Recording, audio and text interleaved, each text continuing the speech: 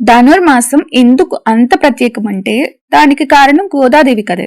గోదాదేవి చిన్నప్పటి నుంచి విష్ణుమూర్తిని తన భర్తగా భావించి మనసారా పూజ చేసేది. ఇది సాధారణ భక్తి కాదు, పూర్తిగా అర్పణ చేసిన భక్తి. ఆమె రోజు తెల్లవారుజామున లేచి చలిని కూడా లెక్క చేయకుండా స్నానం చేసి దేవుణ్ణి తలుచుకుంటూ పాసురాలు పాడేది. ఆమె భక్తికి మెచ్చిన విష్ణుమూర్తి ఆమెను నిజంగానే ఆశీర్వదించాడు. చివరికి శ్రీరంగంలో రంగనాథస్వామి దగ్గరే గోదాదేవి లీనమైందని భక్తుల నమ్మకం. అందుకే ఆమె భక్తి కథకు ఇంత ప్రత్యేకత వచ్చింది. ఇక ధనుర్మాసంలో ఇళ్ల ముందర ముగ్గులు వేయడం మొదలు పెడతారు.